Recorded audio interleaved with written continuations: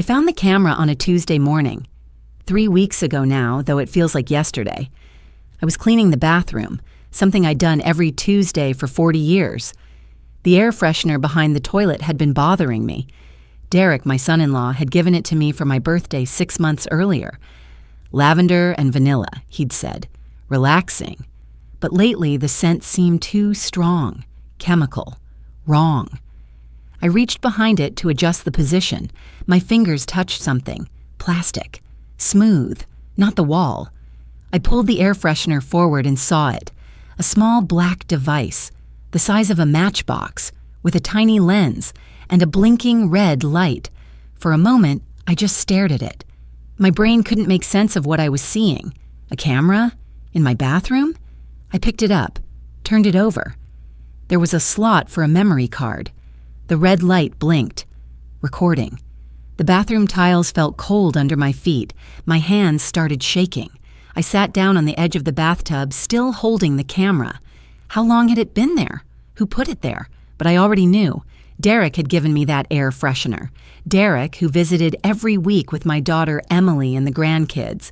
Derek, who had a key to my house because emergencies, Mom, just in case. I felt sick. Not confused, not forgetful. Sick. Violated my own bathroom, the most private space in my home. The camera had a port on the side. I went to my bedroom and found the cord that fit. My hands were still shaking as I plugged it into my laptop. The files loaded, weeks of recordings.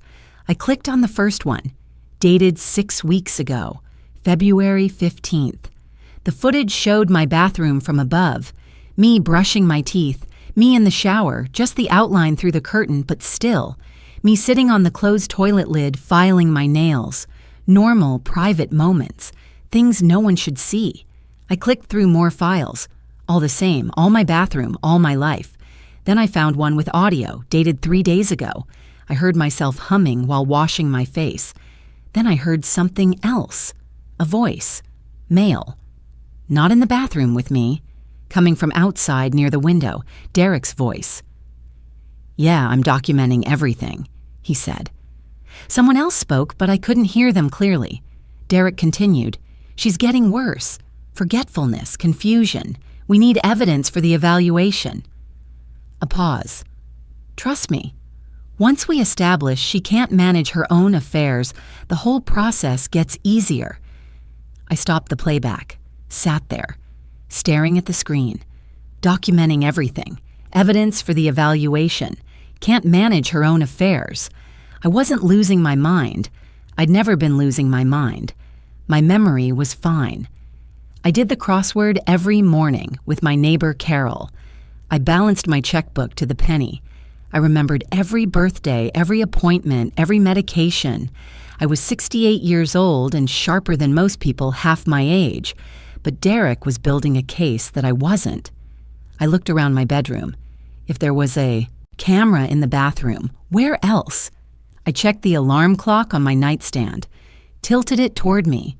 There in the small speaker holes on the front, another lens, another red light, 2 cameras, at least 2 cameras, in my home, recording me for 6 weeks. I thought about Derek's comments at family dinners. "Mom, you already told me that story." "Don't you remember? We talked about this last week." Emily's worried looks, her gentle questions. "Mom, are you feeling okay?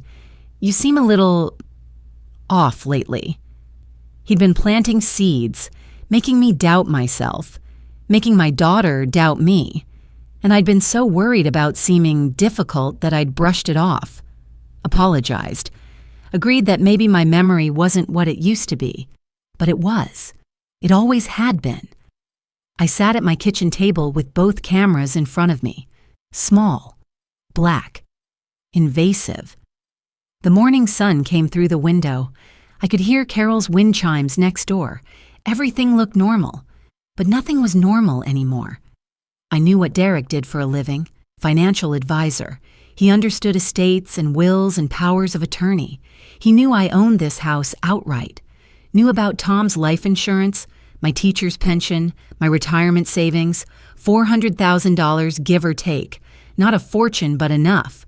enough to be worth 6 weeks of surveillance, enough to be worth fabricating a dementia diagnosis.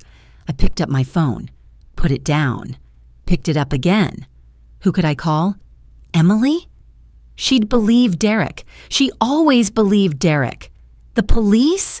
And say what? My son-in-law is secretly recording me. Would they even care? I needed someone who would understand, someone who would believe me, someone who dealt with this kind of thing. I needed a lawyer. I had to know what else he'd done. Let me back up. I need you to understand how we got here. My name is Margaret Harrison. I'm 68 years old. I taught high school English for 35 years before I retired. My husband Tom died 5 years ago. Heart attack. Sudden. Devastating. But I'd rebuilt my life. This house, the one I'd lived in for 40 years, became my sanctuary. I had my routines, my friends, my independence. My daughter Emily is 42. She's a good person, a good mother to Sophia and Lucas, my grandchildren.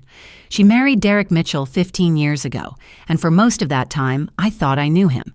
Charming, educated, a financial advisor with his own practice. He seemed to love Emily. He was good with the kids. He called me Mom. I'd helped them over the years. That's what family does. Emily's wedding cost $35,000. Tom and I paid for most of it because Derek's parents couldn't contribute much.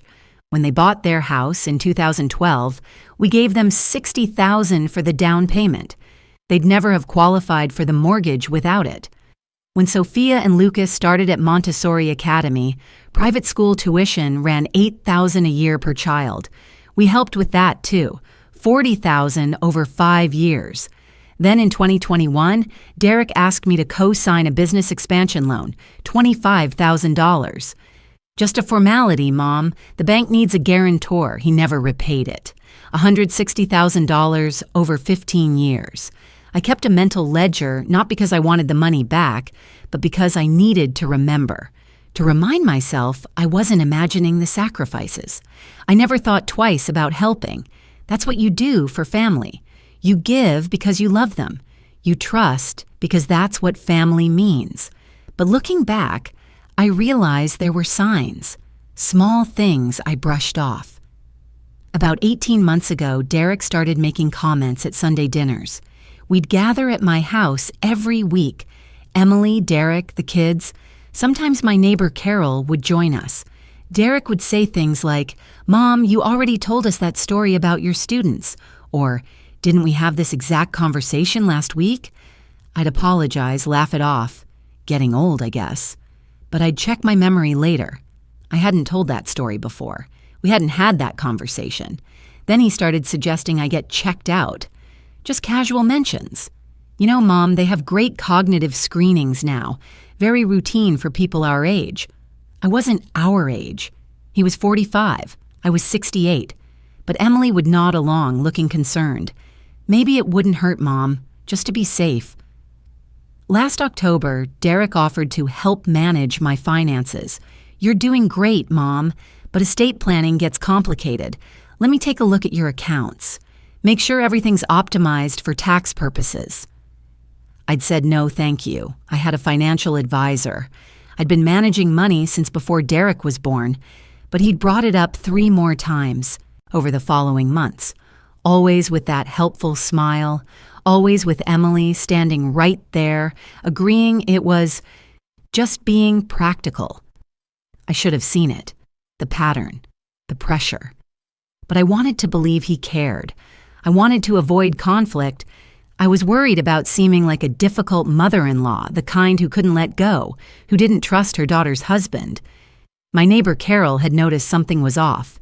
Carol's 72, a widow like me. She's lived next door for 20 years. Every morning at 8, she knocks on my back door with 2 coffee mugs. We sit at my kitchen table and do the crossword together. It's the best part of my day. About a month ago, Carol asked if Derek was okay. "He seems stressed," she said. "I saw him at your house last Tuesday afternoon. You weren't home. I'd seen you leave for your book club meeting, but his car was in your driveway." I'd told her Derek had a key for emergencies. Carol had frowned. "Just seems odd. He was here for almost an hour." I'd brushed it off. Derek probably needed something. Maybe he'd left something at my house during Sunday dinner.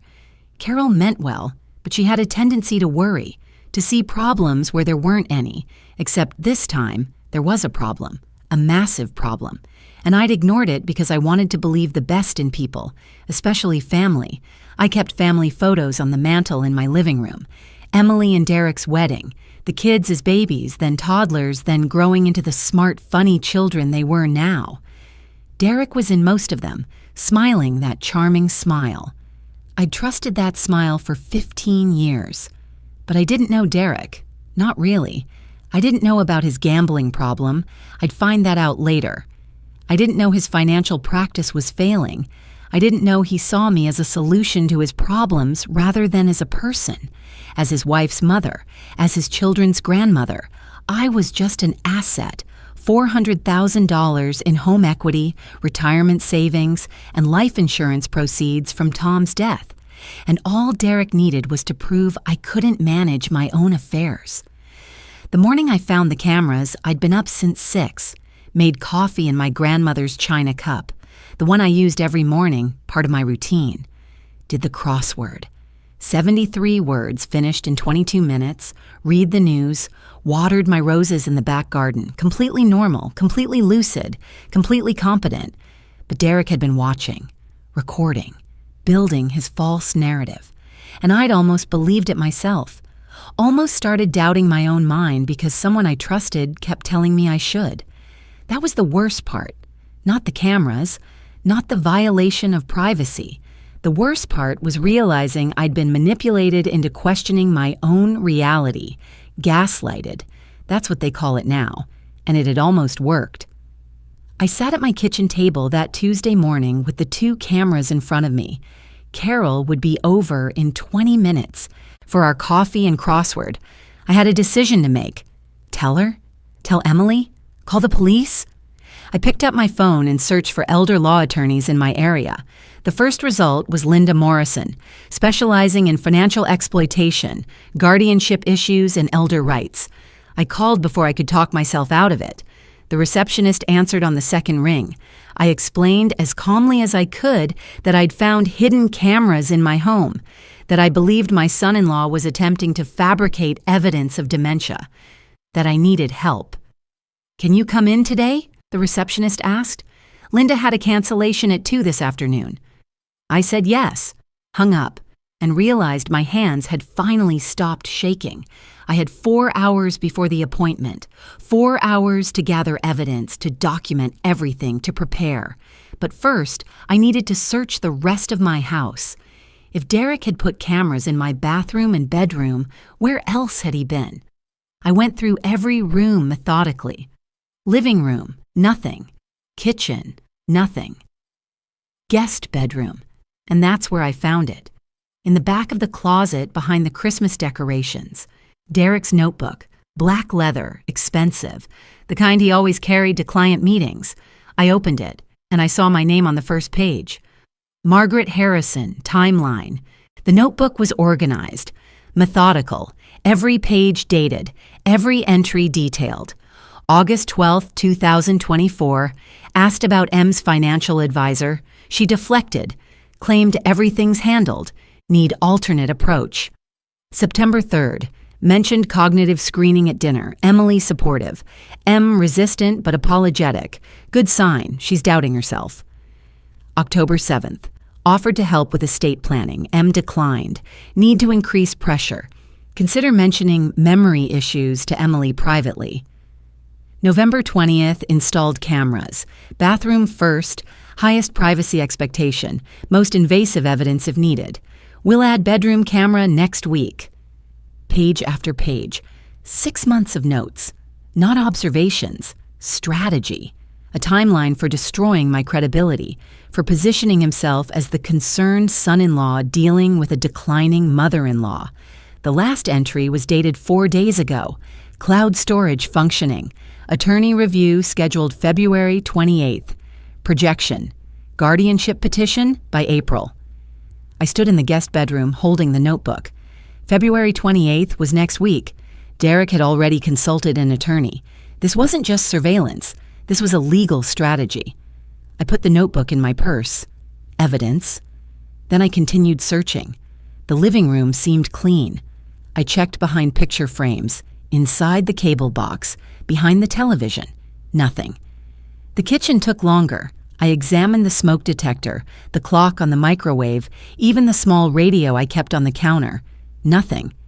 But in my home office, the spare bedroom I'd converted after Tom died, I found what I was looking for. My computer was on. I always shut it down at night. Always. I'd been a teacher. I knew about power bills and equipment maintenance, shut down fully every night without exception. Someone had turned it on, recently. The screen was still warm. I sat down and opened the browser history. I hadn't used the computer since yesterday afternoon, checking email and paying bills online. But the history showed activity from last night. 10:47 p.m. I'd been asleep by 10. The search terms made my blood run cold. Early onset dementia symptoms, women over 60. How to get power of attorney, elderly parent. Guardianship proceedings cost and timeline. Elder care facilities near me. Legal capacity evaluation requirements. Every search was from my computer. My IP address. Anyone looking at this history would think I'd been researching my own cognitive decline, preparing for my own incompetence. I took screenshots, saved them to a thumb drive. Then I checked the IP logs more carefully, something Emily had taught me years ago when she was worried about the kids' internet usage. The searches showed my computer's IP, yes, but they also showed another device on my network at the same time. I cross-referenced the device ID with my router settings. Derek's phone. He'd been in my house last night. Used my computer while I slept. Left searches that would support his narrative. I felt sick again, but also something else. Angry. Methodically, deliberately angry. I checked my financial records next, not because I thought Derek had stolen anything, not yet, but because I needed to prove to myself that I was competent, that my memory was accurate, that I wasn't the confused old woman he was trying to create. I called my bank first, spoke to Michael, the branch manager I'd worked with for 15 years. Mrs. Harrison, good morning. What can I help you with? Michael, I need you to review my account activity for the past year. Any irregularities? Any concerns? Silence for a moment. Then, none whatsoever. Your accounts are in excellent order. Regular deposits from your pension and Social Security. Appropriate withdrawals. Healthy balance. Is there a problem? No problem, just confirming. Has anyone else contacted you about my accounts? Asked for information or access? Another pause. Actually, yes. Your son-in-law called about 6 weeks ago. Asked if we offered elder financial advisory services. Mentioned he was concerned about you managing your affairs as you got older. I told him you were one of our most organized clients and didn't need additional services. Did he ask for specific account information? He tried. I declined. Privacy regulations. He wasn't on your accounts. Thank you, Michael. That's exactly what I needed to know. I hung up. 6 weeks ago, right when the cameras appeared. Next, I pulled out my checkbook, balanced it against my bank statements. Every entry matched, every check accounted for. My handwriting was clear, the dates correct, the math perfect. I'd been balancing checkbooks for 50 years. I wasn't suddenly incompetent at basic arithmetic. I reviewed my investment statements. My financial advisor, Tom Chen, no relation to the neurologist I'd meet later, had sent quarterly reports like clockwork. My portfolio was conservative but healthy, appropriate for someone my age. No risky investments, no signs of impaired judgment. Finally, I pulled my credit report. Free annual report, something I did every year in January. Clean. No unusual inquiries. No new accounts. No signs of identity theft or financial exploitation. Yet. I gathered all the documents, created a file folder labeled Financial Records, February 2025. Inside went bank statements, investment reports, checkbook registers, credit report, tax returns, proof, evidence, documentation that I was managing my life perfectly well. It was 1:15. I had 45 minutes before my appointment with Linda Morrison. I made a sandwich, turkey and Swiss on wheat bread, ate it at the kitchen table while reviewing everything I'd found. 2 cameras, Derek's notebook, computer search history, financial records, my own cognitive sharpness proven through crosswords, checkbook balancing, organized documentation. The pattern was clear. Derek wasn't waiting for me to become incompetent. He was creating the appearance of incompetence, manufacturing evidence, building a case, and I'd almost let him. Carol knocked at 1:30. "Ready for our crossword?" She stopped when she saw my face. "Maggie, what's wrong?" I showed her the cameras, the notebook, explained everything in 5 minutes. Carol's expression went from confusion to horror to fury. "That son of a—" She caught herself. "What are you going to do?" "I have a lawyer's appointment at 2, elder law attorney. I need you to do something for me. Anything. If Derek shows up here while I'm gone, don't let him in. And if Emily calls asking where I am, tell her I went shopping. Normal day, nothing unusual." Carol nodded. "I'll watch the house. And Maggie? You're not losing your mind. You know that, right? You're the sharpest person I know." I'm starting to remember that. I grabbed my purse with the cameras, the notebook, the thumb drive, and the file of financial records, drove to Linda Morrison's office on Maple Street downtown. Parallel parked perfectly on the first try, took the elevator to the 3rd floor, found suite 312. The receptionist greeted me warmly. "Mrs. Harrison, Linda's ready for you. Go right in." Linda Morrison's office was cluttered with case files and law books. A photo of an elderly woman sat on her desk. Her mother, I'd learn later. Linda herself was 58, gray hair pulled back, sharp eyes behind reading glasses. "Mrs. Harrison, please sit down. Tell me what's happening." I set the cameras on her desk, watched her expression change. "I found these in my bathroom and bedroom 3 hours ago. My son-in-law has been recording me for 6 weeks without my knowledge or consent. He's building a false case that I have dementia so he can petition for guardianship and control my $400,000 estate." Linda picked up one of the cameras, examined it, set it down carefully. "Tell me everything. Start from the beginning." I spent 2 hours in Linda Morrison's office that afternoon. 2 hours that changed everything. Linda listened without interrupting while I explained. The cameras, Derek's notebook, the computer searches, the pattern of comments at family dinners, his attempts to access my bank accounts, the fabricated narrative of decline. When I finished, she picked up one of the cameras again, turned it over in her hands. These are commercially available surveillance cameras, marketed for home security, but often used illegally for exactly what you're describing. The audio recording without consent is a crime in this state. One-party consent laws don't apply when the person recording isn't present in the conversation. She opened Derek's notebook, read several pages. Her expression hardened. "This is systematic, premeditated. He's documenting his own strategy for elder exploitation." She looked up at me. "Mrs. Harrison, this is the most organized case of financial manipulation I've seen in 15 years of elder law practice. And you found it early. That's rare." "Early?" Most people don't catch this until after guardianship petitions are filed, until family members have already testified about memory problems, until bank accounts have been frozen pending capacity evaluations. You found the cameras. You documented everything. You came to me before he executed his plan. She tapped the notebook. "This timeline says he's meeting with an attorney next week. He hasn't filed anything yet. We have time." I felt something release in my chest. Validation.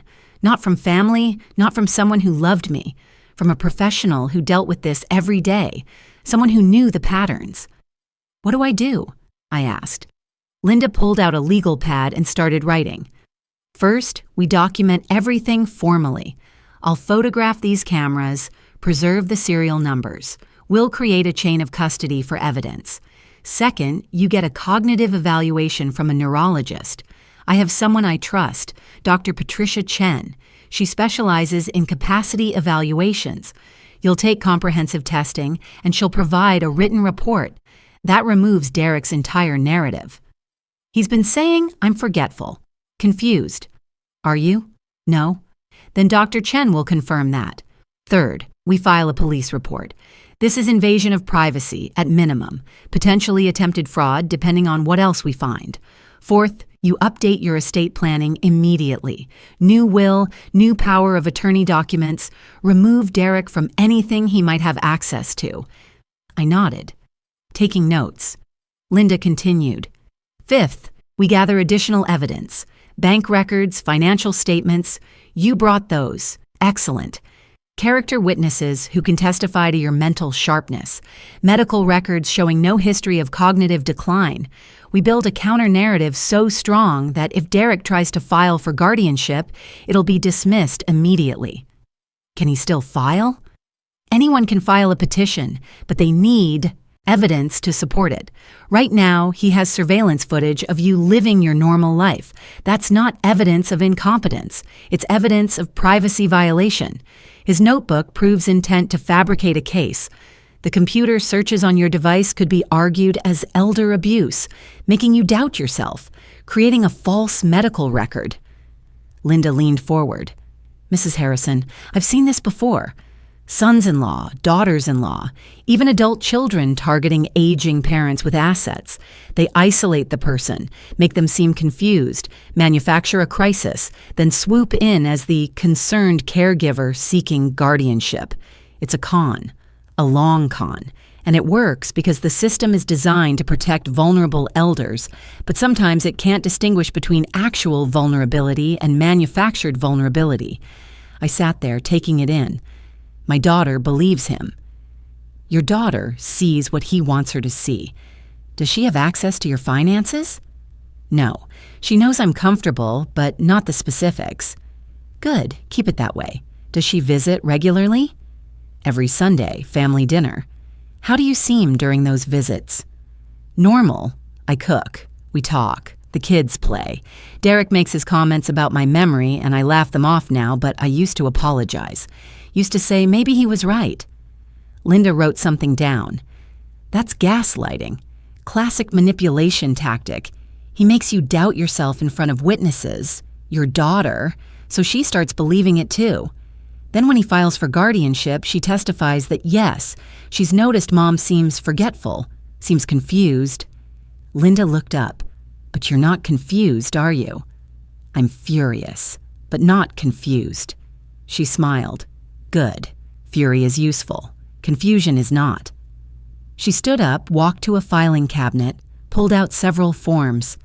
These are intake documents, medical release forms so I can coordinate with Dr. Chen.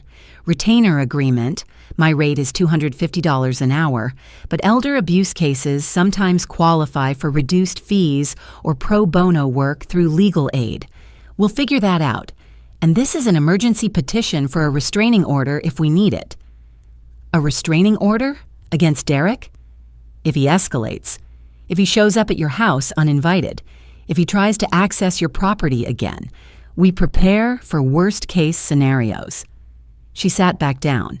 Here's what happens next. Today, right now, I take custody of this evidence. I photograph everything, document serial numbers, create a digital record. Tomorrow, you call Dr. Chen's office for an appointment. I'll send over a referral, mark it urgent. Usually takes 2 weeks to schedule, but I'll push for this week if possible. While you wait for that appointment, you inventory your house. Look for any other cameras, recording devices, signs that Derek has been accessing your property without permission. He has a key. Change your locks, today, before you go home. I blinked. Today? Today. He's already been in your house while you're sleeping. He's accessed your computer. He's violated your privacy in the most intimate spaces. He has a key and a pattern of unauthorized entry. Change the locks immediately. What do I tell Emily? Nothing yet. We don't reveal our strategy until we're ready. If she asks why you changed the locks, tell her you heard about break-ins in the neighborhood and wanted extra security. Keep Sunday dinners normal. Don't let Derek know you found anything. He thinks he has months before executing his plan. We use that time to build your defense. I felt like I was in a spy movie. This seems extreme.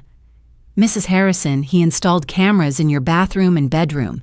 He's documenting a false case of dementia to steal your estate. This is extreme. We're just responding appropriately. Linda's expression softened. I know this is overwhelming. You came in here 3 hours ago thinking you were losing your mind. Now you're learning you were being systematically manipulated by someone you trusted. That's traumatic, but you're not alone. I handle cases like this weekly. We have a process. We have laws. And we have evidence. She picked up the cameras one more time, set them carefully in an evidence bag, sealed it, labeled it, handed me a receipt. Chain of custody. I now have physical possession of these devices. If this goes to court, and it might, we can prove you discovered them, brought them directly to me, and they haven't been tampered with. I sat in Linda's office looking at the cameras through the clear plastic evidence bag. My own bathroom, my own bedroom. 25 years I'd known this man. 25 years I'd thought he was family. What if I'm wrong? I asked quietly. What if there's some explanation? Linda met my eyes. Is there any legitimate reason for your son-in-law to install hidden cameras in your bathroom? No. Is there any legitimate reason for him to access your computer at night and search for guardianship proceedings? No. Is there any legitimate reason for him to keep a notebook documenting a strategy to prove you're incompetent? No. Then you're not wrong. You're a victim of financial elder abuse, and we're going to stop it. I left Linda's office at 4:30 with a folder of documents, a receipt for evidence, a business card for Dr. Chen's practice, and a referral to a 24-hour locksmith. I sat in my car for 5 minutes before driving, processing. 3 months ago, I'd been worried I was losing my mind. 2 months ago, I'd started apologizing for things I hadn't done. 1 month ago, I'd almost agreed to let Derek help with my finances. But today, I had evidence. I had a lawyer. I had a plan. I drove to the hardware store on Main Street, bought new locks for the front door, back door, and garage, premium deadbolts, the kind that required actual keys, not the kind Derek could pick or bump. The teenager at the checkout asked if I needed installation help. No, thank you, I said. I can handle it. I'd been managing my own home for 40 years. Changing locks was well within my capability, and there was something satisfying about doing it myself, taking back control, one deadbolt at a time. When I got home at 5:45, Carol was sitting on my back porch.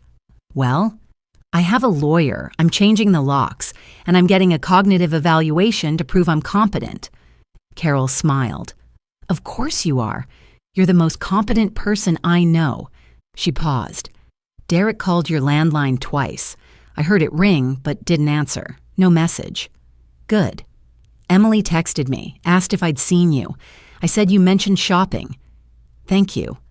What can I do to help? Tomorrow morning, when we do the crossword, bring your phone. I want you to film me completing it. Timestamp, date stamp, evidence. Carol nodded. Consider it done. Anything else?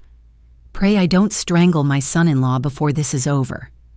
Dr. Patricia Chen's office was in a medical building near the hospital, modern, clean, the kind of place that took cognitive health seriously. Linda had gotten me an appointment for Thursday, 2 days after I found the cameras. Urgent referral, the scheduler said. Dr. Chen cleared a spot for you. I arrived 15 minutes early, filled out paperwork. Medical history, current medications, family history of dementia or Alzheimer's. I checked none for that last one. My mother had lived to 92, sharp until the day she died. My father, 88, same story. Cognitive decline didn't run in my family. Dr. Chen came out to get me herself. 52 years old, precise in her movements, with an economy of expression that felt reassuring. She shook my hand. Mrs. Harrison, Linda Morrison explained your situation. I understand you need a comprehensive capacity evaluation. My son-in-law is claiming I have dementia. I need proof that I don't. Then let's get you that proof. The evaluation took 3 hours. 3 hours of tests I'd never imagined existed. Memory tests first. Dr. Chen read me a list of 15 words, asked me to repeat them immediately. I got 13. She asked about current events. Who was president, what year it was, what month, what day. Easy. She showed me pictures of objects and asked me to name them. Clock, pencil, stethoscope, scissors. All correct. Then she read the same 15 words from earlier, asked me to recall them. I remembered 11 without prompting. That's 95th percentile for your age group, she said, making notes. Spatial reasoning came next. Copy this drawing. Draw a clock showing 3:15. Connect these numbers in order. I'd been a teacher. I'd proctored standardized tests for 35 years. These weren't hard. Executive function tests. Subtract 7 from 100, then 7 from that answer. Keep going. 93, 86, 79, 72, 65. She stopped me at 16. Excellent. Word fluency. Name as many animals as you can in 60 seconds. I named 38. Above average. Problem solving, logic puzzles, pattern recognition, attention span tests where she'd read strings of numbers and I'd repeat them backward. I felt like I was taking the SATs again, except this time the stakes were my freedom. After 2 hours, Dr. Chen sat back. Mrs. Harrison, I'm going to be direct with you. Your cognitive function is exceptional for your age. You're scoring in the 95th percentile across all metrics. Your memory, both short-term and long-term, is better than most 50-year-olds I test. Your executive function, your ability to plan, organize, and problem solve, is sharp. There is no evidence of dementia, mild cognitive impairment, or any decline whatsoever. I felt my throat tighten. You're sure? I'm sure. What I'm seeing here is a highly educated woman with excellent cognitive health who maintains an active lifestyle. You do crosswords, daily, every morning. Social engagement, book club, garden club. I have coffee with my neighbor every day. Physical activity. I garden, I walk. Nothing intense, but I'm active. All protective factors against cognitive decline.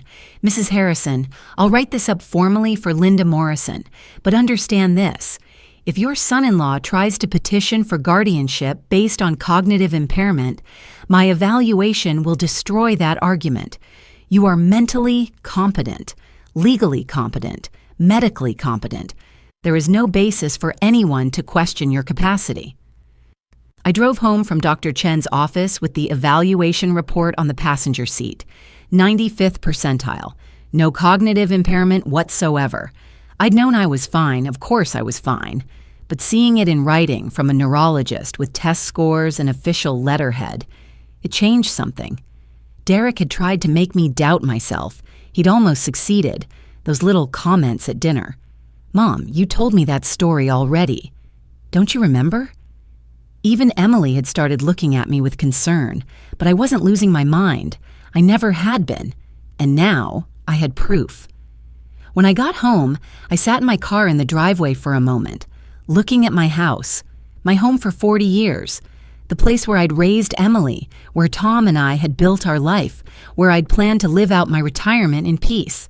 Derek had violated that, put cameras in my bathroom, my bedroom, searched my computer while I slept, tried to manufacture a case that I was incompetent so he could control my money, my property, my life.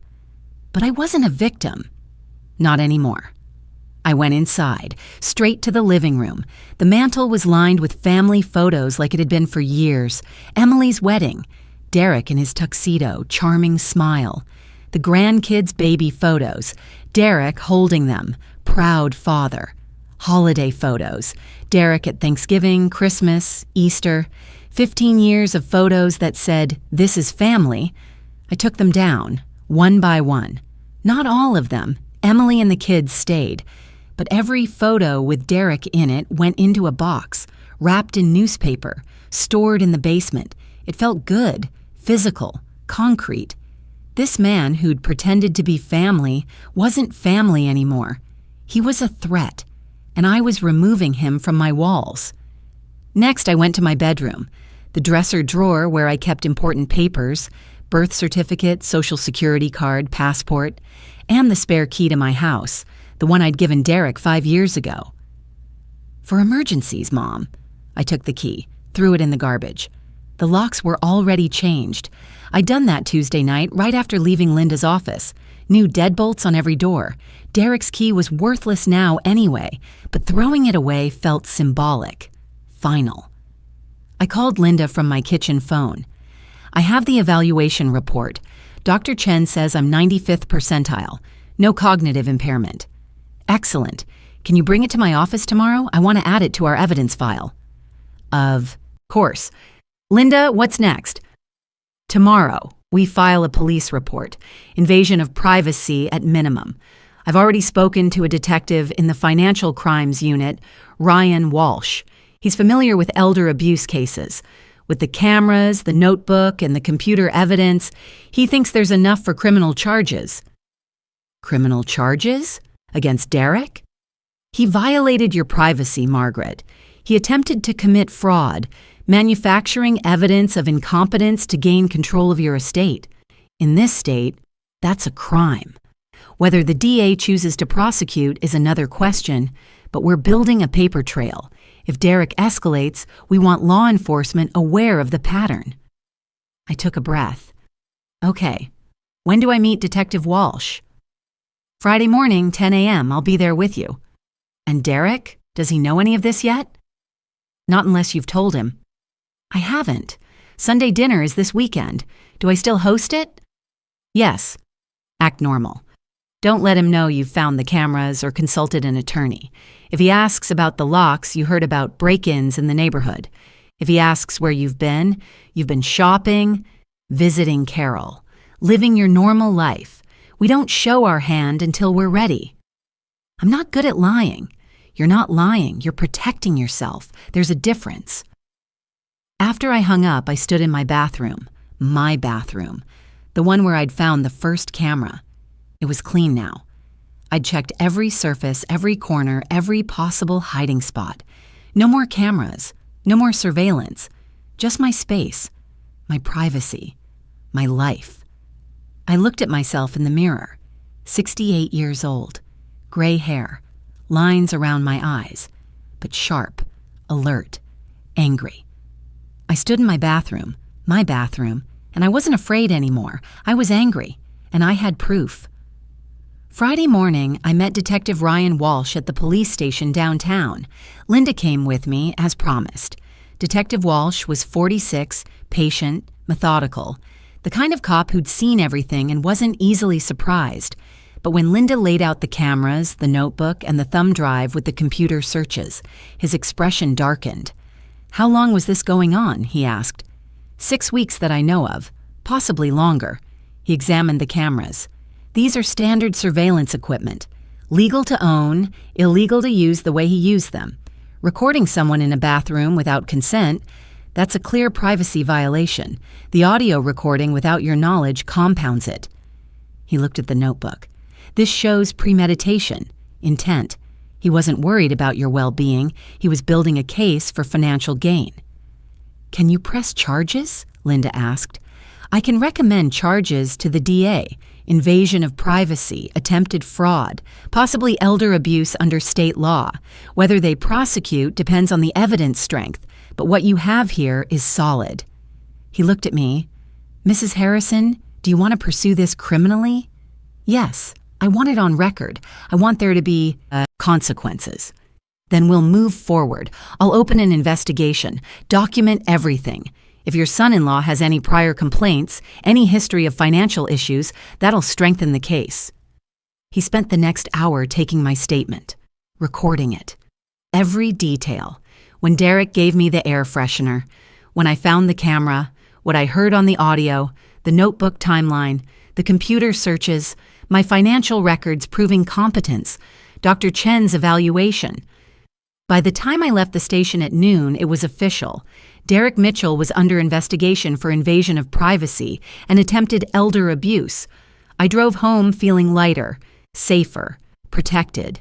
The The police knew, my lawyer knew, my doctor knew, and Derek had no idea his entire plan had collapsed.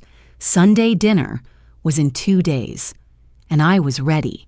Sunday dinner arrived too quickly. I spent Saturday preparing, made pot roast, Derek's favorite, ironically, mashed potatoes, green beans, apple pie for dessert, everything normal.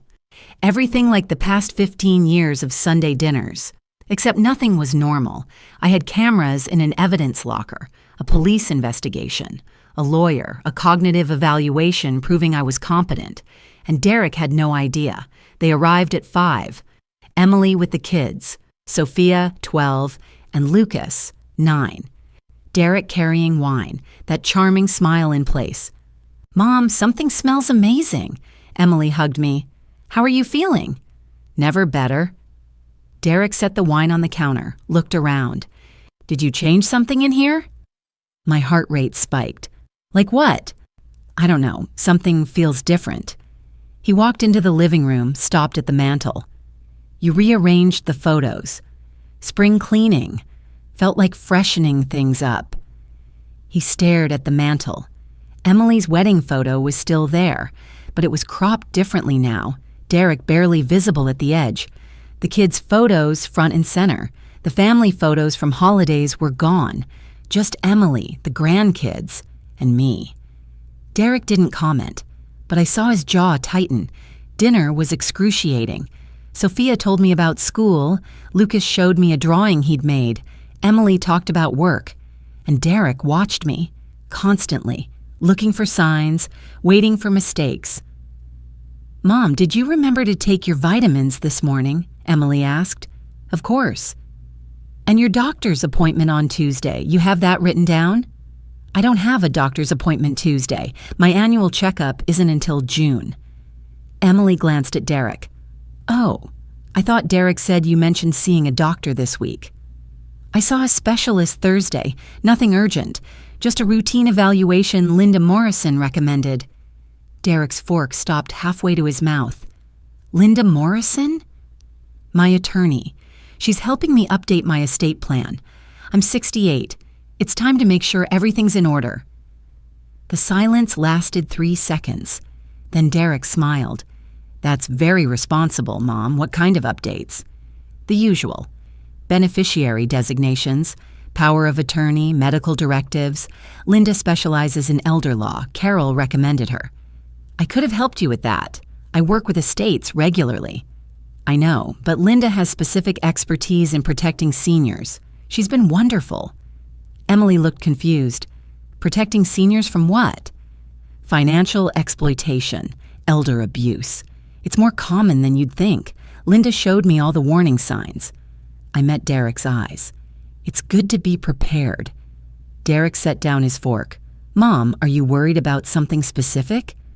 "Just being careful. Linda says people my age need to be vigilant, make sure our assets are protected, make sure no one can take advantage." "Who would take advantage of you?" Emily asked. "You never know. Linda had a case recently. Woman's son-in-law tried to get guardianship by claiming she had dementia, surveillance cameras, falsified records, the whole thing. Terrible." I took a sip of water. "Anyway, Linda's making sure my documents are airtight. She's very thorough." Derek didn't eat the rest of his dinner. After they left at 8, I cleaned the kitchen, found Derek's wine glass. He'd barely touched it. His fingerprints were on the stem. I put it in a plastic bag. Evidence. Linda had said if Derek escalated, we'd need everything we could get. Monday morning, Linda called. The police forensics came back on those cameras. They uploaded footage to cloud storage, Derek's personal email account. But there's another user with access. Who? An attorney, James Pritchard. Practices guardianship law downtown. Derek shared the footage with him weeks ago. My stomach dropped. He already consulted a guardianship attorney? Looks like it, and it gets worse. I did some digging. Derek filed a petition with Adult Protective Services 2 weeks ago. Anonymous wellness check request. Claims a concerned neighbor reported you wandering outside confused, forgetting to eat, showing signs of dementia. That's a lie. Carol would never— It wasn't Carol. The report is fabricated. But APS has to investigate. They're scheduling a home visit for this Friday. What do I do? You let them visit. Your house is clean. You're clearly competent. Dr. Chen's evaluation will be available. They'll close the case immediately. But Margaret, this means Derek is moving faster than we thought. He's not waiting until April. He's positioning for a petition within weeks. Because I mentioned the attorney at dinner. He knows I'm protecting myself. Probably. Which means we need to be ready.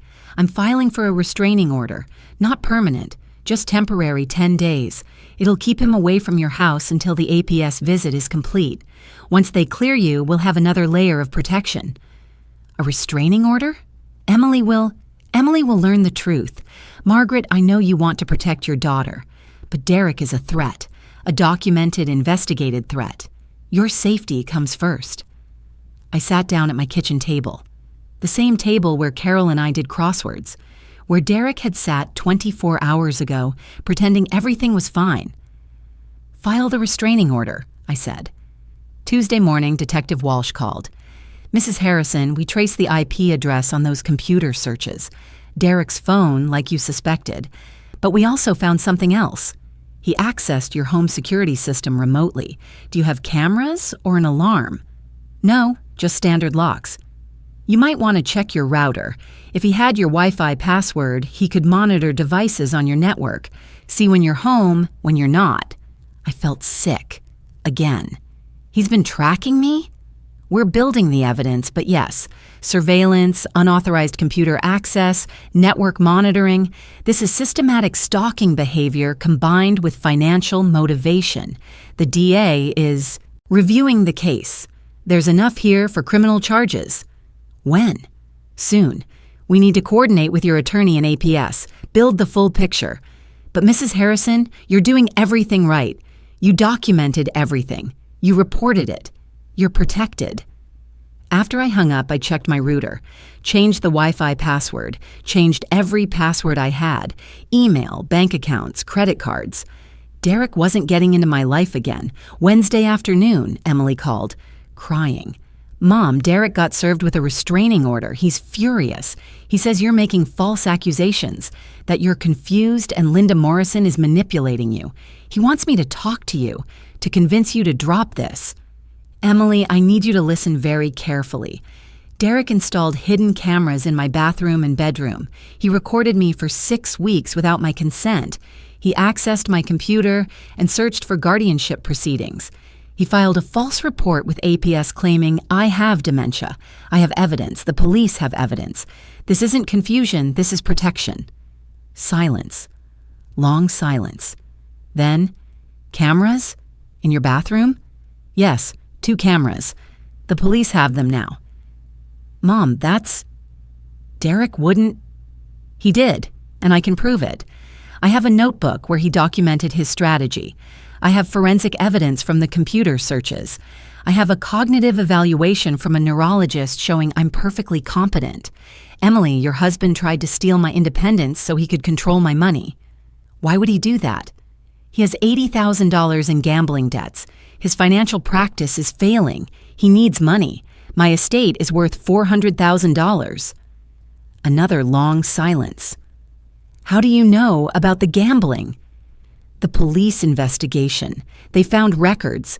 Emily, I know this is hard to hear, but Derek is not who you think he is. I need to think. I can't talk right now. She hung up. Carol came over that evening with lasagna. I heard Derek got served. The whole neighborhood's talking.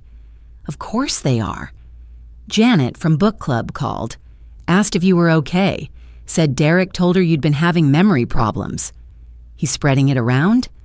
Trying to. But Maggie, everyone knows you. We do crosswords together every morning. You run the book club discussions. You remember everyone's birthdays. No one believes him. Thank God for that. There's more. Janet said Derek tried to talk to Dr. Patterson at church, asked if the doctor had noticed anything concerning about your behavior. Dr. Patterson shut him down, said patient confidentiality prevented any discussion, but you'd been perfectly healthy at your last checkup. Derek's desperate. He's cornered, and cornered animals are dangerous. You have the restraining order, you have Linda, you have the police. But Maggie, be careful. He knows you're onto him now. Friday morning, the APS caseworker arrived. Jennifer Martinez, 43, professional and kind. She spent an hour in my home, reviewed my kitchen, fully stocked, organized, checked my medications, all current, properly labeled, asked about my daily routine, my social activities, my medical care. Mrs. Harrison, I have Dr. Chen's evaluation here, 95th percentile across all cognitive metrics. Your home is immaculate.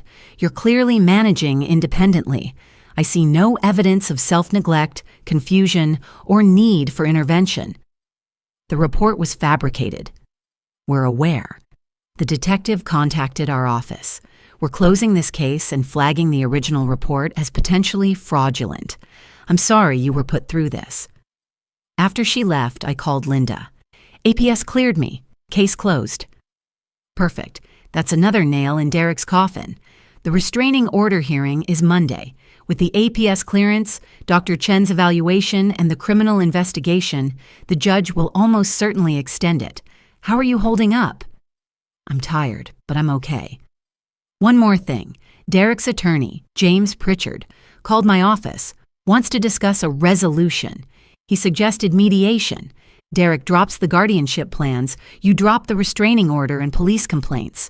Everything goes away. Absolutely not. That's what I told him. But Margaret, this means Derek is scared. He's trying to negotiate. That's good for us. Means he knows he's in trouble. What happens at the restraining order hearing Monday? We present evidence, cameras, notebook, computer forensics, APS clearance, Dr. Chen's evaluation. Derek's attorney will argue you're misunderstanding innocent actions. The judge will decide.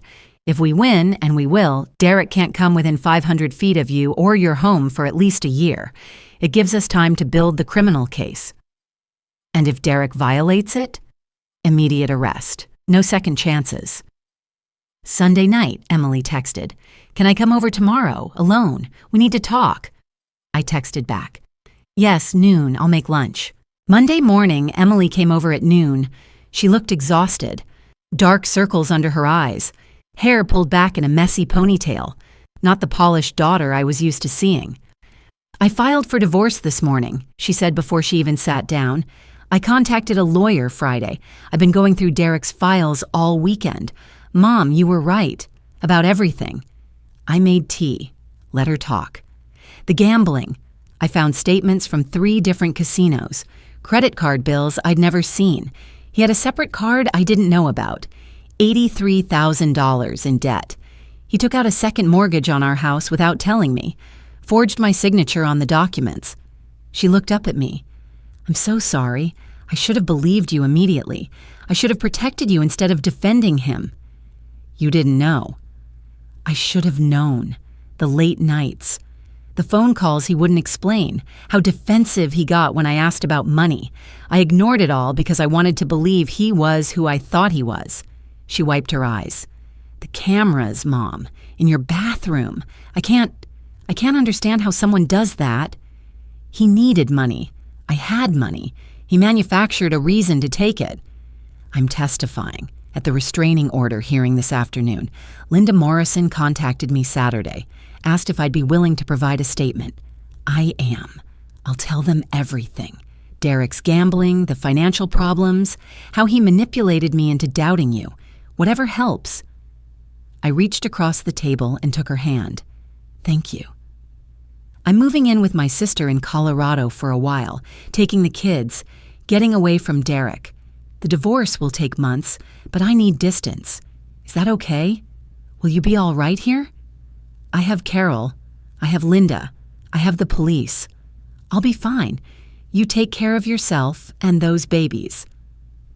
After Emily left at 1:30, I changed into my navy suit, the one I'd worn to parent-teacher conferences for 35 years, professional, authoritative, ready. Linda picked me up at 2. The restraining order hearing was at 2:30 downtown. Emily's testimony will be powerful, Linda said in the car. A family member corroborating financial motive and manipulation. The judge will take that seriously. But Margaret, Derek will be in that courtroom. His attorney will argue this is all a misunderstanding. Be prepared for him to look hurt, to play the concerned son-in-law card. I'm prepared. The courtroom was smaller than I expected. Judge Margaret Sullivan presiding, same first name as me, which felt oddly fitting. Derek sat at a table with James Pritchard, his guardianship attorney. Derek looked diminished somehow, smaller. His expensive suit couldn't hide the desperation in his eyes. He stared at me when I walked in. I looked away. Linda presented our case first, methodical, devastating. She set the 2 cameras on the table in front of the judge. These devices were discovered by Mrs. Harrison in her bathroom and bedroom on February 18th. Forensic analysis confirms they recorded for approximately 6 weeks, audio and video. The defendant, Derek Mitchell, installed these cameras without Mrs. Harrison's knowledge or consent. Judge Sullivan examined the cameras. These were in her bathroom? Yes, Your Honor, behind an air freshener the defendant had given Mrs. Harrison as a gift. Derek's attorney stood. Your Honor, my client maintains these were for Mrs. Harrison's safety. She'd been showing signs of memory loss. The family was concerned about falls, wandering, self-neglect. The cameras were a precaution. Linda didn't pause. The defendant's own notebook contradicts that claim. She presented Derek's black leather notebook. This was found in Mrs. Harrison's guest bedroom. It documents a 6-month strategy to fabricate evidence of dementia. Direct quote from August 12th. Need to increase pressure. Consider mentioning memory issues to Emily privately. November 20th. Installed cameras, bathroom first, highest privacy expectation, most invasive evidence if needed. The judge read several pages. Her expression hardened. Linda continued. The defendant accessed Mrs. Harrison's computer without permission and conducted searches designed to create a false medical record. She showed screenshots, early onset dementia symptoms, how to get power of attorney, guardianship proceedings cost and timeline. These searches were conducted from Mrs. Harrison's IP address using the defendant's phone at 10:47 p.m. on February 10th, while Mrs. Harrison was asleep. Your Honor, Pritchard interrupted. My client was simply researching how to help on her computer, at night, without her knowledge. Judge Sullivan's voice was sharp. Continue, Ms. Morrison. Linda presented the cloud storage evidence. The footage from these cameras was uploaded to a private account. The defendant shared access with Mr. Pritchard here. She looked at Derek's attorney. Mr. Pritchard received surveillance footage of Mrs. Harrison, footage recorded without consent, weeks before any guardianship petition was filed. This suggests premeditation and conspiracy. Pritchard's face went red. That's a serious allegation? It's documented. We have the IP logs, the access records, the timestamps. Your client sent you illegal surveillance footage to build a guardianship case against a competent woman. Judge Sullivan held up a hand. I'll hear testimony now. Ms. Morrison, call your first witness. Dr. Patricia Chen took the stand, poised, professional, unshakable. Linda walked her through the evaluation. Dr. Chen, you conducted a comprehensive cognitive assessment of Mrs. Harrison on February 20th. Can you describe your findings? Mrs. Harrison underwent 3 hours of testing, memory assessments, executive function tests, spatial reasoning, attention span measurements, and problem-solving exercises. She scored in the 95th percentile for her age group across all metrics.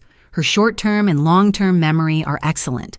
Her executive function, her ability to plan, organize, and problem-solve is exceptional. There is no evidence of dementia, mild cognitive impairment, or any cognitive decline whatsoever. In your professional opinion, is Mrs. Harrison legally competent to manage her own affairs? Absolutely. She is one of the most cognitively healthy individuals I've evaluated in my 15 years of practice. Her mental acuity is remarkable for any age, let alone 68. Pritchard cross-examined. Dr. Chen, isn't it true that dementia can have good days and bad days? That a single evaluation might miss symptoms? That's true for some conditions. However, Mrs. Harrison's testing was comprehensive and included assessments specifically designed to detect early-stage decline. Additionally, I reviewed her medical records going back 5 years. There is no history of confusion, memory complaints, or cognitive concerns. Her primary care physician, Dr. Patterson, confirmed she's been consistently sharp and engaged at every appointment. This is not a case of intermittent decline. This is a healthy, high-functioning individual. No further questions. Detective Ryan Walsh took the stand next. Calm, authoritative. He'd done this before. Linda walked him through the evidence. Detective Walsh, you're investigating Mrs. Harrison's case. Can you describe what you found? We've documented multiple criminal violations, invasion of privacy. Recording someone in a bathroom without consent is illegal in this state. Unauthorized computer access. Mr. Mitchell accessed Mrs. Harrison's computer and created a false digital footprint. Network intrusion. He accessed her home Wi-Fi remotely to monitor her presence and activities. We've also uncovered evidence of fraud, filing a false report with Adult Protective Services claiming Mrs. Harrison was cognitively impaired. Has APS investigated that claim? Yes. They visited Mrs. Harrison's home on February 21st. Their caseworker found no evidence of self-neglect, confusion, or need for intervention. They closed the case and flagged the original report as fraudulent. The report claimed a neighbor saw Mrs. Harrison wandering outside confused. We interviewed all her neighbors. No one made such a report. It was fabricated. What is Mr. Mitchell's motive in your professional opinion? Financial gain. Mrs. Harrison has an estate worth approximately $400,000. Mr. Mitchell has $83,000 in gambling debts and a failing business. He attempted to manufacture a guardianship case to gain control of her assets. This is textbook elder financial exploitation. Pritchard stood. Objection, speculation about motive. It's based on documented evidence, Detective Walsh said calmly. Bank records, casino statements, debt collection notices, all obtained through the investigation. Judge Sullivan looked at Pritchard. I'll allow it. This is a restraining order hearing, not a criminal trial. The standard is preponderance of evidence, and Detective Walsh's testimony is relevant to establishing threat. Linda called Emily next. My daughter walked to the stand looking small, frightened, but determined. Mrs. Mitchell, you're married to the defendant. Why are you testifying today? Because my mother is telling the truth, because I was manipulated into doubting her, and I won't let that continue. Emily's voice shook but held. Derek has a gambling addiction I didn't know about. He has massive debts. He forged my signature on loan documents. He lied to me for years, and he tried to destroy my mother's credibility so he could steal from her. Did he ever discuss plans regarding your mother's finances? Yes. 6 months ago, he suggested we should start helping Mom manage her money. Said she was getting older, might need assistance. I thought he was being caring. I didn't realize he was setting up a con. He'd make comments at family dinners about Mom's memory, small things. She already told us that story. She forgot about the appointment. I started watching for signs because I trusted him, but Mom wasn't confused. Derek was creating the confusion. Do you believe your mother is competent? Completely. She's sharper than I am. She does the crossword every morning. She manages a book club. She handled my father's estate after he died without any problems. There was nothing wrong with my mother, except that her son-in-law tried to convince everyone she was losing her mind. After Emily stepped down, Linda called 3 more witnesses, brief testimonies. Carol testified about the daily crossword ritual and Margaret's sharp memory. Margaret's financial advisor confirmed organized accounts and Derek's suspicious inquiries. The APS caseworker read her report clearing Margaret of any impairment. Then Linda rested. Pritchard called Derek to the stand. Derek looked earnest, wounded. Your Honor, I love my mother-in-law. Everything I did was out of concern. She'd been forgetting things, repeating stories. I was worried about her safety. The cameras were just to make sure she wasn't falling, wasn't hurting herself when we weren't there. Linda's cross-examination was surgical. Mr. Mitchell, if you were concerned about safety, why did you hide the cameras? I didn't want to upset her. She's proud, independent. So you violated her privacy without consent because she's proud. I was trying to help. Is that why you shared the footage with your attorney before filing any guardianship petition to help her? Derek hesitated. I needed legal advice. Did you need legal advice about the $83,000 in gambling debts you've accumulated? That's private. Did you forge your wife's signature on loan documents? The bank made a mistake. Did you access Mrs. Harrison's computer at night without her knowledge? I was researching how to help. On her computer? Using her IP address? Creating a false digital record? Mr. Mitchell, you weren't helping. You were building a case. You wrote in your notebook, quote, once we establish she can't manage her own affairs, the whole process gets easier. Easier for what? For stealing $400,000? I wasn't stealing.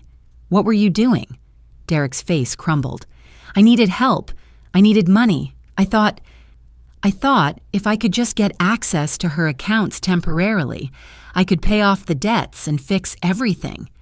By convincing everyone she was incompetent? I didn't mean for it to go this far. I just needed a way out. Linda stepped back. No further questions. Judge Sullivan didn't need long. I've heard enough. Mr. Mitchell, your actions constitute a clear pattern of harassment, invasion of privacy, and attempted financial exploitation. The evidence is overwhelming. I'm granting a 3-year restraining order. You are to stay at least 500 feet away from Mrs. Harrison, her home, and any location you know she frequents. No contact directly or through third parties. Violation will result in immediate arrest. She looked at him with disgust. Elder abuse is one of the most reprehensible crimes.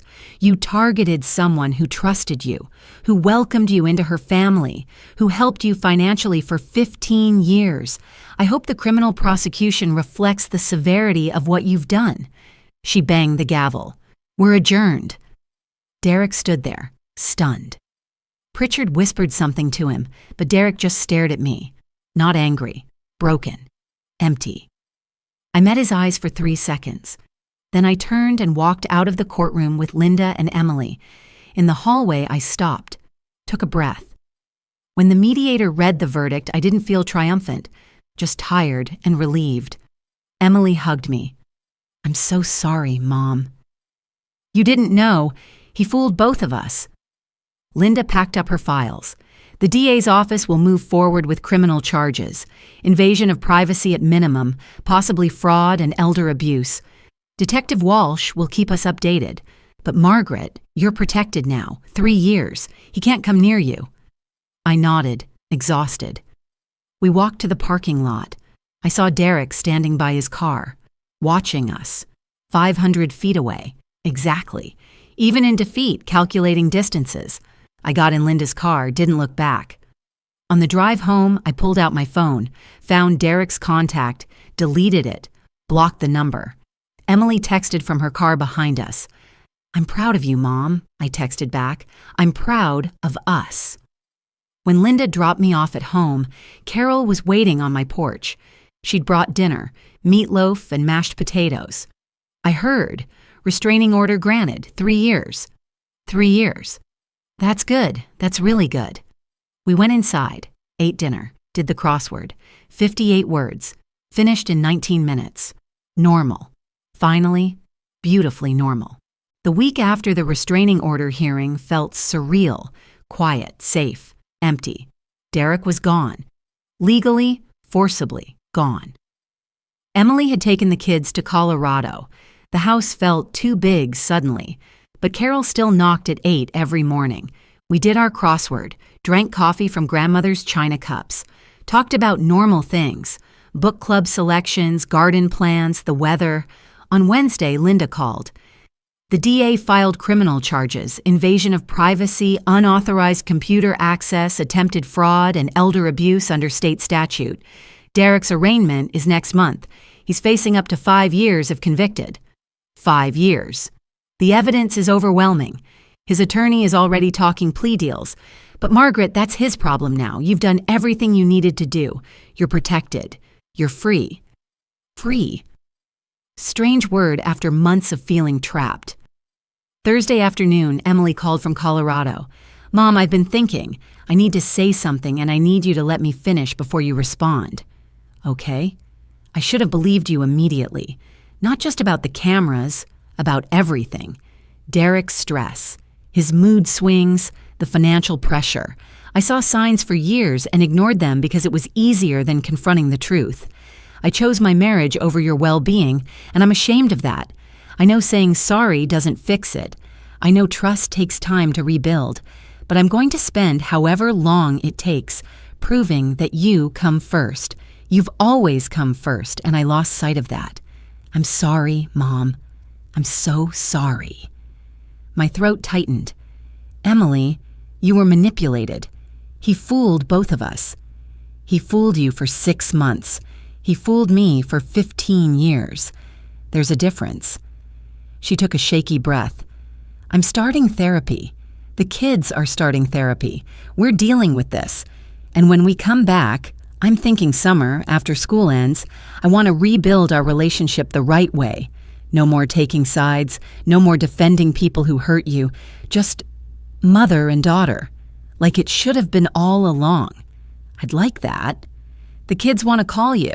Is that okay? They miss Grandma. Of course. Anytime. After we hung up, I sat at the kitchen table, crying. Not sad tears, relief tears. My daughter was coming back. Not immediately, not fully healed, but coming back. Carol appeared at my back door 5 minutes later. She had a sixth sense for these things, brought tissues and cookies. Emily? She asked. Emily. Good tears? Good tears. Carol stayed for an hour, told me about Janet's latest book club drama, something about someone bringing store-bought cookies instead of homemade, the kind of gossip that used to annoy me but now felt comforting. Normal problems, regular life. I testified for you, Carol said as she was leaving, at the hearing, and I'd do it again. You're my best friend, Maggie. 20 years of crosswords and coffee, that means something. It means everything. Friday morning, Linda came to my house with paperwork, new estate documents, updated will, new power of attorney designations, medical directives. Your previous documents named Derek as alternate power of attorney, after Emily. We've removed him entirely. I've listed myself and Carol as co-agents for financial and medical decisions if you're ever incapacitated. Emily remains primary beneficiary for your estate, but we've created an irrevocable trust for Sophia and Lucas's education. Derek can never touch it. The house deed has restrictions. It can only be sold with approval from both you and a court-appointed guardian if you're deemed incompetent, and after Dr. Chen's evaluation, that's not happening. I signed each document, initials here, signature there, witness signatures from Linda's paralegal and Carol. You're protected now, Linda said. Legally, financially, medically, everything is locked down. Thank you for everything. Thank you for being the most organized client I've ever had. You documented everything perfectly. You made my job easy. She smiled. Though I'm billing you far less than my usual rate. Elder abuse cases. I do them because they matter, not for profit. After Linda left, I went to the mantel. The photos I'd removed were still in a box in the basement. I didn't bring them back, but I added new ones. Emily and the kids from last Christmas, just the 3 of them, happy, whole. The next week, Detective Walsh called. Mrs. Harrison, quick update. Derek Mitchell accepted a plea deal. 3 years probation, mandatory gambling treatment, 50 hours community service, and he's permanently banned from working in financial services. He pled guilty to invasion of privacy and attempted fraud. The elder abuse charge was dropped as part of the deal, but it's on record. He'll be a convicted felon. No jail time? The DA felt probation with treatment was appropriate given his lack of prior record and his cooperation. But Mrs. Harrison, if he violates probation, if he comes near you, if he contacts you, if he commits any crime, he goes to prison immediately. 3 years suspended sentence hanging over his head. And the restraining order? Still active. 3 years, completely separate from the criminal case. He has 2 legal mechanisms keeping him away from you. You're safe. Safe. That word again. I was starting to believe it. 2 weeks later, book club met at my house. 8 women ranging from 60 to 75. Janet brought casseroles, homemade this time. Susan brought wine. We discussed the latest mystery novel, argued about the ending, laughed about the improbable plot twists. Afterward, as everyone was leaving, Janet pulled me aside. We heard what happened. With Derek. The whole neighborhood knows. I figured. I want you to know. We never believed him. When he tried to tell people you were confused, having memory problems, we shut it down. You run these discussions, Maggie. You remember every plot point, every character name. You correct us when we mix up details. There's nothing wrong with your mind, and we all knew it. Thank you. Also, Derek's banned from the coffee shop on Main Street. Bill heard what he did and told him never to come back. Small-town justice. She grinned. Not very Christian of Bill, but effective. I hugged her. Community wasn't just Carol. It was book club, garden club, the coffee shop owner, the neighbors who'd known me for decades and refused to believe Derek's lies. That night, I updated my will one more time. Small addition. Scholarship fund at the local high school. For students whose families experienced financial fraud or elder abuse, $20,000. Tom would have liked that. Using money to help people in situations like ours, I called the high school principal Monday morning, made the arrangement. The Harrison Family Scholarship Fund, first award next academic year. By mid-March, life had settled into a new rhythm, different from before, but stable. Carol and I still did crosswords every morning. Book club met monthly. Garden club started planning spring plantings. I volunteered at Linda's elder law clinic 2 mornings a week, answering phones, filing paperwork, occasionally talking to new clients who needed to hear that they weren't alone. Emily and the kids video called every Sunday. Sophia told me about school. Lucas showed me his latest drawings. Emily looked healthier, less stressed. The Colorado distance was good for them. We'll visit in July, Emily said during one call. 2 weeks, just us. No drama. Is that okay? More than okay. The house felt like mine again. Privacy restored, locks changed, security cameras, real ones, legal ones with my consent, installed by a professional company Carol recommended, not because I was afraid, because I was careful. The Grandchildren's Education Trust was funded, the scholarship established, the legal protections in place, my life, my choices, my future. Derek was gone, not just physically, gone from my worry, my fear, my daily thoughts, just gone. I kept one photo of Emily's wedding, cropped tight, just Emily in her dress, radiant, happy, before everything fell apart, before Derek showed his true face. That was enough. Emily remained. The marriage didn't. And that was exactly as it should be. 1 year later, I'm still in my house. The same house I've lived in for 40 years. The same kitchen where Tom and I raised Emily. The same garden where I grow roses every spring. But it feels different now. Lighter. Mine. The cameras are gone. Derek's cameras. I have security cameras now. Legal ones. The kind I installed myself with Carol's help. The kind I control. They point at the doors, not at my bathroom, not at my bedroom. Privacy restored. Carol still knocks at 8 every morning. We sit at the kitchen table with coffee in grandmother's china cups, do the crossword, talk about books, gardens, grandchildren, life. 21 years of friendship now, stronger after everything we went through. Emily and the kids visited last summer for 2 weeks. It was awkward at first. Too many months of distance, too much hurt to heal overnight. But we walked in the garden together, made dinner, did puzzles with Sophia and Lucas. By the end of the visit, it felt like family again. Different family, careful family, but family. They're coming back this Christmas. Emily's divorce is final. She's rebuilding her life in Colorado. New job, new apartment, new routines. The kids are doing better. Therapy helps. Time helps. Distance from Derek helps. Derek is still on probation. 2 more years. I don't think about him often. When I do, it's not with anger anymore. Just relief that he's gone. The restraining order expires in 2 years, but by then it won't matter. He destroyed his career, his reputation, his family. Whatever he does after probation ends won't involve me.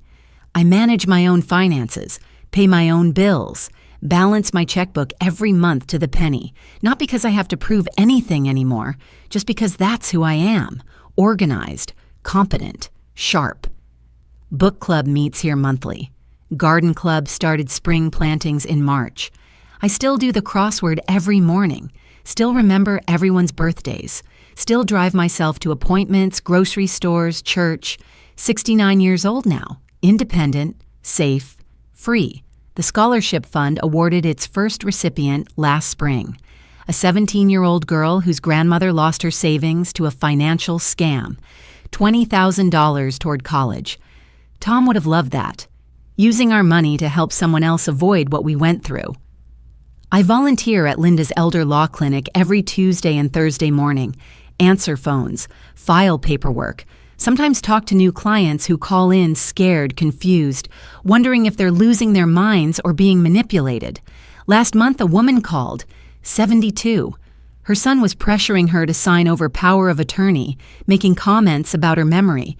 She sounded exactly like me a year ago, frightened, doubting herself.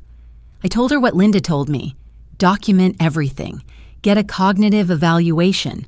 Talk to an elder law attorney. Trust your instincts. If something feels wrong, it probably is. She cried, said thank you, said she thought she was going crazy. You're not, I told her. You're being targeted. There's a difference, and you can fight back. She made an appointment with Linda that afternoon. That's why I volunteer. Not because I'm a hero, not because I've moved on completely. Some days are still hard. Some days I'm angry. Some days I can't believe someone I trusted for 15 years did this to me. But I know the warning signs now, and maybe sharing that knowledge helps someone else catch it earlier. Stop it sooner. Protect themselves before it goes as far as it did with me. If you're reading this, if something in my story sounds familiar, pay attention. Here are the warning signs I missed.